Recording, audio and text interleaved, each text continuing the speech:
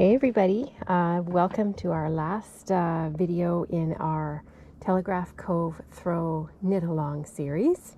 So yeah, as you can see, my throw is pretty well done. I've done my almost 10 balls and yeah, it's great. It's really, I love this color. This was what color was this? This was Altitude. Really lovely color.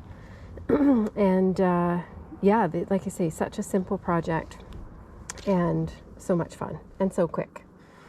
This one, like I said before, I think is going to Texas to a friend that just got married and is living down there now. So hopefully it'll look good in her living room. And yeah, I was going to show you just a couple of little things, how I weave in my ends. I'm just going to sit down here so that you can see what I'm doing here. So, for example, here is a spot where I tied, I tied my old ball and my new ball together. And usually what I do is I try and do it at an edge. I find it's tidier if I do it at an edge. I can't always do that, but I try to. And, I usually, as I'm knitting, I just tie a loose double knot when I'm actually, doing it. Then I come back to that knot later and I retighten it. I just sort of tidy it up. I tighten it up, usually just makes it, usually it's come a little bit askew in the knitting. Tie it nice and tight and it sort of tucks in there to the edge. And then I take my wool needle, my bodkin, and I just weave it in. So on something like this, I find it's easiest, sorry for the airplane noise, I find it's easiest to just weave over and weave back a little bit through on the back of my work. So I'm weaving just literally over usually maybe, I'm going to say 1.5 inches, sort of in one of the purl ridges, hardly noticeable. And then usually what I do is I come back a little ways as well and just sort of weave back where I came. So maybe over 1.5 inches, back 1 inch, something like that.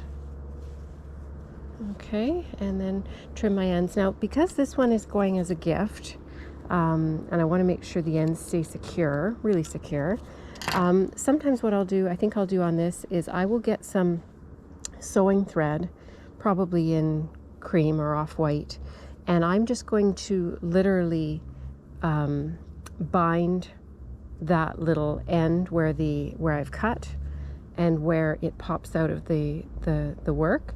I'm just going to literally tack that end down with a little bit of sewing thread, just because like I say, it's a gift. I don't want any of the ends popping out in washing. And that's a secure way to do it. Like I say, you won't even see the sewing thread. It'll disappear completely, but it will completely hold that end where I left it and it won't go anywhere. Not that the knot would ever come undone. I'm just saying that, sometimes see how this little tail could pop out and stick out. So I don't want that. So I'm going to probably hide those. Okay, and then I'm going to show you just simply how I like to cast off. And I'm not doing a fancy cast off. I'm just quite literally doing totally regular cast off. Some people would say, oh, you can do a fancy, super stretchy cast off or something. I don't think you need to. I don't think you need to get complicated. But you do need to do it loosely. So we're going to be casting off knit ways. So you would knit your 2 stitches nice and loosely, and then likewise cast off quite loosely. You almost can't go too loose, and I'll show you why in a minute here. You want your cast off to be, if we look at our cast on edge is super stretchy. So with your cast off, you literally want to do super loose stitches and super loose lifts, not pulling on your yarn at all. You can leave it like really loose, and I'll show you. Just get a couple more done here, and I'm hardly holding any tension on the yarn. So as you can see, it's super stretchy, really flexible. If you were worried about it, you could totally look up another super stretchy cast off on YouTube if you want, if you felt like your cast off wasn't stretchy enough. I find for me this works great, and it's super flexible.